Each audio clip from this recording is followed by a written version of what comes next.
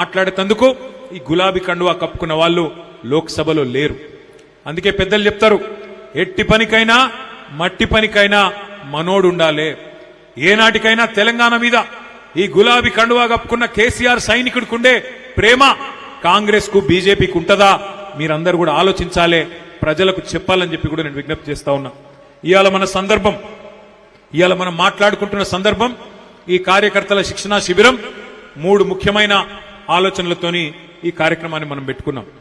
అందులో మొదటిది, మన పార్టీ యొక్క సంస్థాగత నిర్మాణం చేసుకోవాల్సిన అవసరం ఉన్నది. పార్టీ బలంగా ఉన్నది, ప్రజలు ఎదురు చూస్తున్నారు. ఎప్పుడెప్పుడు ఎన్నికలు వస్తాయా, ఎప్పుడెప్పుడు ఈ దిక్కుమాలిన కాంగ్రెస్ ను తీసి ఆ మూసీ నదిలోనో బంగాళాఖాతంలోనో పారేయాలన్నా అన్నట్టుగా ప్రజలు ఎదురు చూస్తా ఉన్నారు. రాష్ట్రమంతటా రైతులు ఎదురు చూస్తున్నారు. కళ్ళల్లోంచి నీళ్లు వస్తలేవు, కన్నీరు కాదు నెత్తురు గారుతున్నది ఇలా రైతులకు. అట్లాంటి పరిస్థితి ఉన్నది. మరి తప్పకుండా ప్రజల్లో అభిమానం ఉంది, ప్రజల్లో కేసీఆర్ గారిని తిరిగి తెచ్చుకోవాలి అనే ఆరాటం ఉంది. కానీ అది జరగాలి అంటే మరి సుశిక్షితులైన సైనికుల్లాగా మన కార్యకర్తలు, మన నాయకులు ఎక్కడి వాళ్ళక్కడ తయారు కావాల్సిన అవసరం ఉంది. దానికోసమే మనం జూన్ నెలలో, వచ్చే నెలలో సభ్యత్వ నమోదు కార్యక్రమాన్ని ప్రారంభించుకోబోతా ఉన్నాం. జూలై, ఆగస్టు నెలల్లో మొత్తం కమిటీలు కూడా వేసుకోబోతా ఉన్నాం. ఆ తర్వాత కమిటీలు వేసుకొని బ్రహ్మాండంగా మరి సుశిక్షితులైన సైనికుల్లాగా మిమ్మల్ని తీర్చిదిద్దడానికి అంబర్పేట నియోజకవర్గంలోని మరి ఒక ఎంపిక చేసిన 1000-1200 మంది కార్యకర్తలకు మంచి శిక్షణ కూడా ఇవ్వడం జరుగుతుంది. అన్ని విషయాల్లో ఈ ప్రభుత్వం చేస్తున్న ప్రచారాలు, బీజేపీ చేస్తున్న అన్యాయం, ఇవన్నీ విషయాల్లో కూడా మీకు శిక్షణ కార్యక్రమాలు కూడా పెట్టడం జరుగుతుంది. కానీ దానికంటే ముందు, మనం శిక్షణ కార్యక్రమం కంటే ముందు సభ్యత్వ నమోదు కార్యక్రమం చేయాల్సి ఉంటుంది.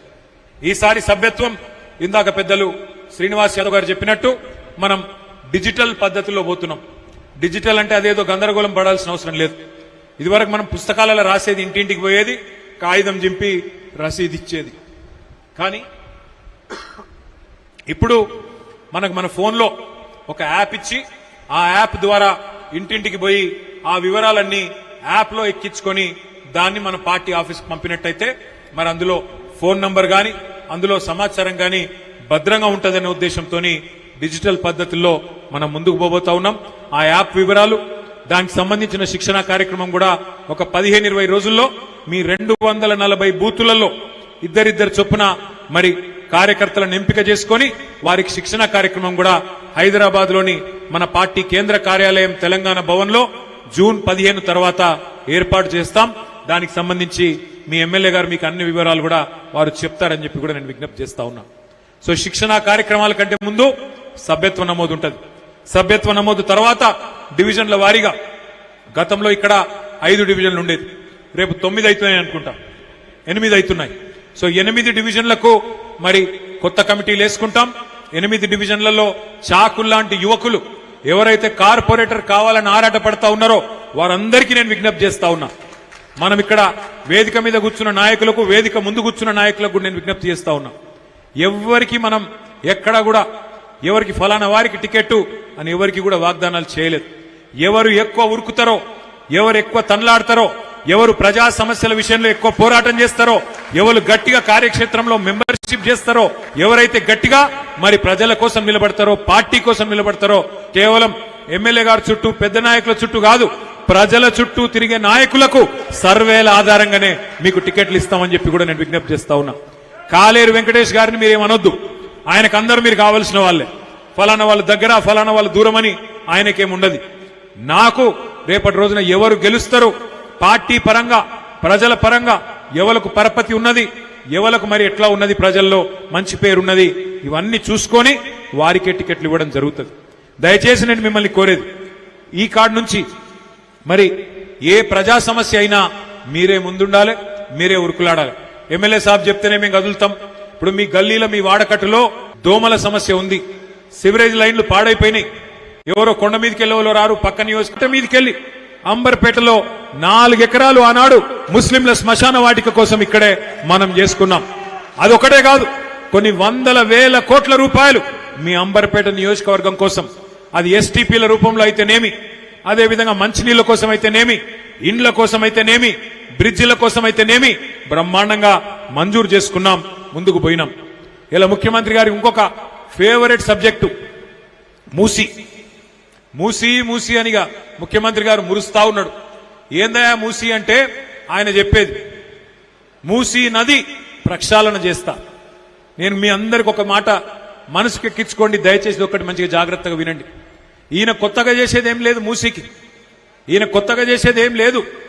మనమున్నప్పుడే 9.5 ఏళ్లలో 3,866 కోట్ల రూపాయలు, ఒకటి కాదు రెండు కాదు, దగ్గర దగ్గర 4,000 కోట్ల రూపాయలు ఖర్చు పెట్టి మూసిలోకి మరి ప్రతి మురికి నీటి చుక్క ఏదైతే వస్తుందో దాన్ని శుద్ధి చేయాలని చెప్పి 32 ఎస్టీపీలు సివరేజ్ ట్రీట్మెంట్ ప్లాంట్లు మంజూరు చేసింది కేసీఆర్ గారి ప్రభుత్వం. దాన్ని దాదాపు 60-70% పూర్తి చేసినాం. అంబర్పేటలో, నాగోల్లో పెద్ద పెద్ద ప్లాంట్లు కట్టి హైదరాబాద్ లో ఉత్పత్తి అయ్యే ప్రతి మురికి నీటి చుక్క, మూసీలోకి వచ్చే ప్రతి మురికి నీటి చుక్కకు శుద్ధి కేంద్రాలు పెట్టింది కేసీఆర్ ప్రభుత్వం. అది మాత్రమే కాదు, మనం కాళేశ్వరం నీళ్లను, గోదావరి నీళ్లను కొండపోచమ్మ సాగర్ అనే ప్రాంతానికి తీసుకొచ్చినాం. హైదరాబాద్కు ఒక 60 కిలోమీటర్ల దూరంలో. మీకు ఒక చిన్న విషయం తెలవాలి. హైదరాబాద్ లో మనకు గండిపేట ఉన్నది. గండిపేట 535 మీటర్ల మీద ఉంటుంది సముద్ర మట్టానికి. మనం కట్టిన కొండపోచమ్మ సాగరు 620 మీటర్ల మీద ఉంటుంది. అంటే హైదరాబాద్ నెత్తి మీద కుండ పెట్టినట్టు గోదావరి నీళ్లను తీసుకొచ్చి అక్కడ పెట్టినాం కొండపోచమ్మ సాగర్లో. మనం ఆ పని కూడా మనమే చేసినాం. చేయడంతో పాటు 2023 మే నెలలో ఆనాడు కేసీఆర్ గారి నాయకత్వంలో ఒక నిర్ణయం తీసుకున్నాం. 1,100 కోట్ల రూపాయలు ఖర్చు పెట్టి కొండపోచమ్మ సాగర్ నుంచి గండిపేటకు 1,100 కోట్ల రూపాయలతో నీళ్లు తెచ్చే కాల్వను కూడా మరి గ్రావిటీ ద్వారా, అది 620 మీటర్ల మీద ఉంది, గండిపేట కిందికి 535 మీటర్ల మీద ఉంది. అంటే దగ్గర దగ్గర 90 మీటర్లు కిందికి మంచిగా నీరు జాలువారినట్టు వస్తుంది. అది కూడా మంజూరు చేసింది కేసీఆర్ ప్రభుత్వం 1,100 కోట్ల రూపాయలతో. అట్లాగే మీ మూసారంబాగు బ్రిడ్జు, అట్లాగే మొత్తం మూసీ నది మీద 15 బ్రిడ్జిలు 545 కోట్ల రూపాయలతోని మంజూరు చేసింది 2022 సంవత్సరంలో కేసీఆర్ ప్రభుత్వం. ఎస్టీపీలు కట్టింది 4,000 కోట్లతో కేసీఆర్ ప్రభుత్వం. గోదావరి నీళ్లను కొండపోచమ్మ సాగర్ తెచ్చి ఆడికెళ్లి గండిపేటకు నీళ్లు తెచ్చి ఆ గండిపేట నీళ్లను కిందికి మూసీలోకి వదిలేటట్టు ఇంతజాం చేసింది కేసీఆర్ ప్రభుత్వం. 15 బ్రిడ్జిలు మూసీ మీద మంజూరు చేసింది 545 కోట్లతోని కేసీఆర్ ప్రభుత్వం. శిలాఫలకం వేసింది కేసీఆర్ ప్రభుత్వం. ఆఖరికి ఉప్పల్ బగాయత్ నుంచి మీ నాగోల్ దాకా 5 కిలోమీటర్లు ఒక్క ఇల్లు కూలగొట్టకుండా, ఒక్క పేదవాడిని డిస్టర్బ్ చేయకుండా 5 కిలోమీటర్లు కేవలం 7 కోట్ల రూపాయలతోని సుందరీకరించింది. వాక్వేలు, అదే విధంగా ఇతరత్ర కార్యక్రమాలు చేసింది కేసీఆర్ ప్రభుత్వం. ఇవాళ రేవంత్ రెడ్డి గారు చేయాల్సిందల్లా ఒక్కటే, జేబుల కత్తెర పెట్టుకొని తిరుగుతున్నాడు. ఆయన కత్తెర పెట్టుకొని తిరుగుతుండే జేబు దొంగ అనుకునేటోళ్ళు, జేబు దొంగ కాదు అంటలేను. కత్తెర పెట్టుకొని తిరుగుతుండంటే ఎక్కడ కేసీఆర్ కట్టిన ఫ్లైఓవర్ ఉంటే అక్కడ పోయి రిబ్బన్ కట్ చేస్తాడు, కేసీఆర్ కట్టిన బిల్డింగ్ ఉంటే పోయి రిబ్బన్ కట్ చేస్తాడు. ఈయన సీఎం అంటే కటింగ్ మాస్టర్, రిబ్బన్లు కట్ చేసే కటింగ్ మాస్టర్. ఈయన చీఫ్ మినిస్టర్ కాదు, కేవలం కేసీఆర్ కట్టిన పథకాలకు, కార్యక్రమాలకు రిబ్బన్లు కట్ చేసుకుంటూ తిరుగుతున్నాడు. ఇవాళ ఈయన మాట్లాడుతున్నాడు, మూసీ కడతా 1,50,000 కోట్లు ఖర్చు పెడతా అంటున్నాడు. మా ఆడబిడ్డలు మీరు ఆలోచన చేయాలి. అంబర్పేటలో దగ్గర దగ్గర 3-4 వేల ఇండ్లు గులగొడతాడట. 3-4 వేల ఇండ్లు గులగొట్టి అంబర్పేటలో మూసీ కడతా. నేను అడుగుతున్నా రేవంత్ రెడ్డి గారు, మొత్తం పని కేసీఆర్ గారు చేసింది కదా. శుద్ధి కేంద్రాలు కట్టినాం, బ్రిడ్జిలు మంజూరు చేసినాం, గండిపేటకు నీళ్లు తెచ్చే సౌలత్ ఏర్పాటు చేసినాం.